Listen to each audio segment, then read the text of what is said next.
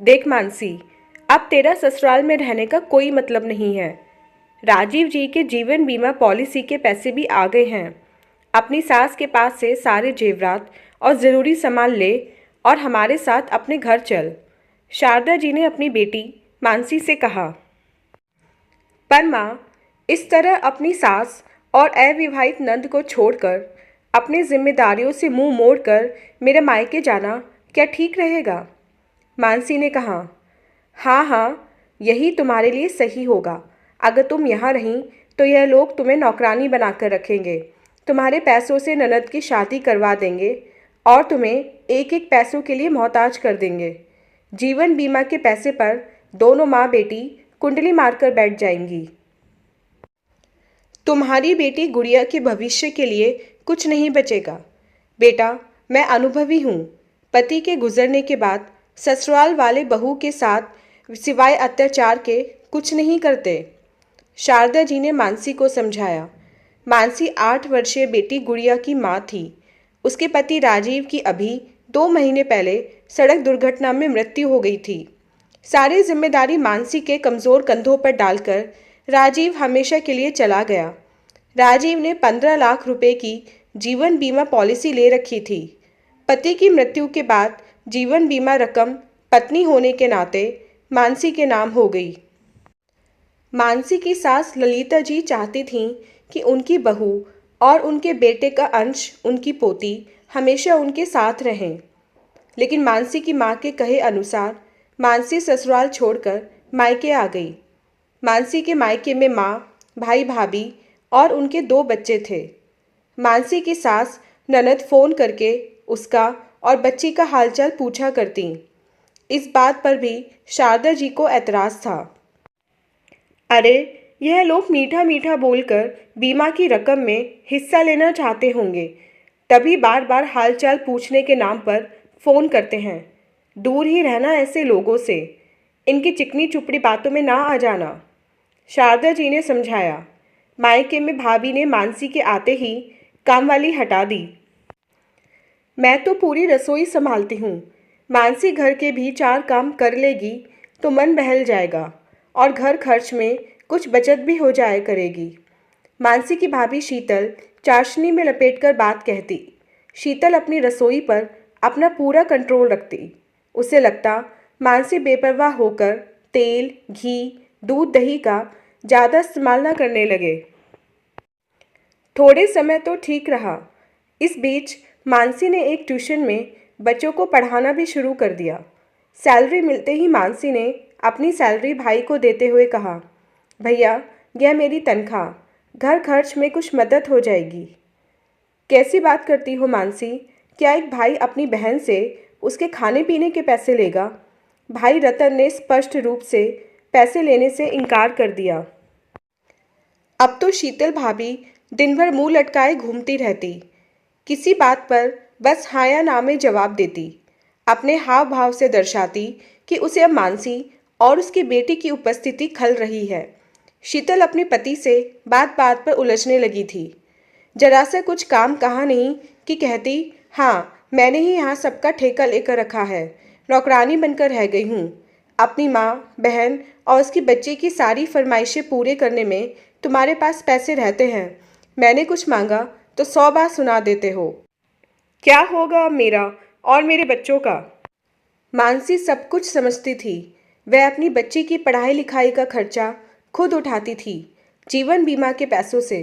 अपनी सैलरी से घर के लिए सब्जी, फल वगैरह ले आती। भाई के बच्चों को जन्मदिन, त्योहार वगैरह में उपहार या कैश दे देती। उसने अपनी माँ से किराए के घर में अलग होने की बात भी कही। तब उसकी माँ ने कहा, समाज क्या कहेगा? घर की बेटी को मायके वालों ने सहारा नहीं दिया, हमारी जग हंसाई हो जाएगी। मानसी घर के सारे काम, झाड़ू पोछा, कपड़े बर्तन करके स्कूल जाती। स्कूल से आकर भी घर के छोटे मोटे काम निपटाती। रसोई में तो शीतल पैर रखने तक को नहीं देती। शीतल समाज में सबको कहती, ननद और उसकी बेटी ने जीना हराम करके रखा है, एक काम को हाथ नहीं लगाती। रोज़ नित नई फरमाइशें करती हैं। महीने भर का राशन 15 दिन में खत्म हो जाता है। एक दिन झिझकते हुए मानसी ने शीतल से पूछ ही लिया, भाभी, मैं कुछ दिनों से देख रही हूँ आप कुछ कटी कटी सी रहती हैं। हरदम चेहरे पर उदासी रहती है। इसकी वजह क्या मैं और मेरी बेटी हैं? नहीं मानसी, ऐसी कोई बात नहीं है। वे क्या है ना, तुम्हारे भैया के ऊपर 3 लाख का कर्ज है जो वे अपनी नौकरी की सीमित आय से चुका नहीं पा रहे। पापा जी के इलाज में पानी की तरह पैसा बहाया, वे कर्जा लेकर ही किया, फिर भी पापा जी को बचा नहीं पाए। अब तुम्हारे भैया को कर्ज चुकाने में मुश्किल हो रही है, शीतल ने कहा। अरे मानसी, तू चुका दे भाई का कर्ज और अपने भाई को परेशानी से मुक्त कर दे। बीमा पॉलिसी के पैसे तो हैं तेरे पास, शारदा जी ने मानसी से कहा। मानसी ने तुरंत 3 लाख का ऑनलाइन पेमेंट अपने भाई के अकाउंट में ट्रांसफ़र कर दिया। शाम को रतन आता है और मानसी से कहता है, मानसी, तुमने 3 लाख मुझे ट्रांसफ़र क्यों किए? तब मानसी कुछ बोलती, इससे पहले ही शीतल बोल पड़ी। वह अपने पापा जी के इलाज के लिए जो कर्जा लिया था, जो आप चुका नहीं पा रहे थे, तो मानसी ने पैसों का इंतज़ाम कर दिया। अब बहन ने भाई की छोटी सी मदद कर दी, इसमें एहसान मानने की क्या बात है? रात को मानसी पानी लेने किचन की तरफ जाती है। उसने अपने भाई भाभी की बातें सुन ली। देखा, मैंने कैसे उधारी चुकाने के नाम पर तुम्हारी बहन से पैसे निकलवा लिए। इन पैसों को दोनों बच्चों के नाम एफडी करवा दूंगी। तुम्हें तो चिंता है नहीं अपने बच्चों की, बस बहन और उसकी बच्ची के लिए बावरे हुए जा रहे हो। मानसी को भाभी की बातें सुनकर बहुत दुख हुआ। रतन भी अपनी पत्नी के आगे कुछ न बोला। एक दिन शारदा जी मानसी से कहती हैं, मानसी, मेरे दांतों में ट्रीटमेंट करवाना है, किसी अच्छे डॉक्टर को दिखा ला। तेरे पास वैसे भी पैसों की व्यवस्था तो है। वैसे तो माँ सरकारी अस्पताल से अपना इलाज करवाती, पर मानसी को किसी अच्छे बड़े डॉक्टर से ट्रीटमेंट करवाने को कहा। रूट कनाल, फिक्स दांत लगाने में मानसी के 60-70 हज़ार चले गए। माँ ने अपने कमरे में एसी भी मानसी के पैसों से लगवा लिया। एक दिन मानसी ने देखा उसकी भाभी बच्चों के लिए 3 ग्लास में दूध निकाल रही थी। मानसी की बेटी के ग्लास में आधा दूध के साथ आधा पानी मिला दिया और उसे दे दिया। मानसी को बहुत बुरा लगा, लेकिन घर में कलह ना हो जाए, रिश्तों में खटास ना आ जाए, इसलिए वे चुप रह गई। कुछ समय बाद मानसी को उसकी सास का फ़ोन आता है। बहू, एक खुशखबरी सुनानी थी। तुम्हारी ननद आस्था का रिश्ता पक्का हो गया है। तुम लोग जल्द से जल्द आ जाओ, क्योंकि कोई अपना हो तो तैयारी करने में उत्साह आ जाता है। मैं तुम्हारी माँ से भी बात कर लूँगी, उन्हें भी निमंत्रण दे दूँगी। जी माँ जी, मैं गुड़िया को लेकर आ जाऊँगी, आप चिंता ना करें, मानसी ने कहा। माँ, 2 महीने बाद की मेरी ननद की शादी की तारीख निकली है। सोच रही हूँ एक बार वहाँ होकर आ जाऊँ। शादी की तैयारी में मदद हो जाएगी, फिर हम सब शादी के वक्त साथ चलेंगे, मानसी ने माँ से कहा।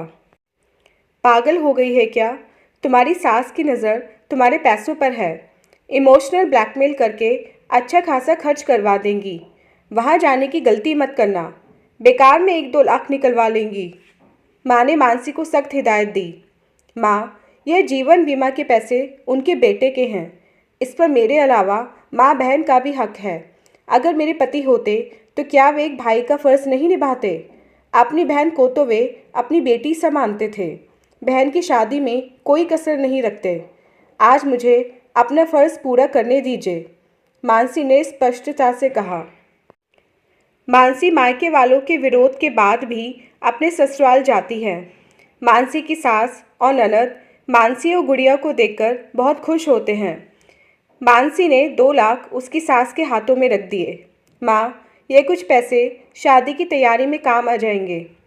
मानसी ने कहा, नहीं बहू, इसकी कोई ज़रूरत नहीं है। यह पैसे संभाल कर रखो, गुड़िया की पढ़ाई में काम आएंगे। पहाड़ से जीवन है, पग पग पैसों की ज़रूरत पड़ेगी। हाथ में कुछ पैसे हों तो सहारा रहता है। जाने वाले की कमी तो कोई नहीं भर सकता, पर पैसा पास हो तो जिंदगी काटना थोड़ा आसान हो जाता है। तुम्हारे ससुर जी जीते जी सारी व्यवस्था करके गए थे। आज तक के बचपन में ही हमने गहने बनवा दिए थे। कपड़े, शादी में जाने वाले घर गृहस्थी के सामान की व्यवस्था आस्था ने खुद से कर ली है। भगवान की कृपा से लड़के वाले बहुत सुलझे हुए हैं। दहेज में 1 रुपया भी नहीं लिया। शादी की व्यवस्था वह लोग स्वयं देख लेंगे। मैंने भी कुछ करीबी रिश्तेदारों को ही आमंत्रित किया है।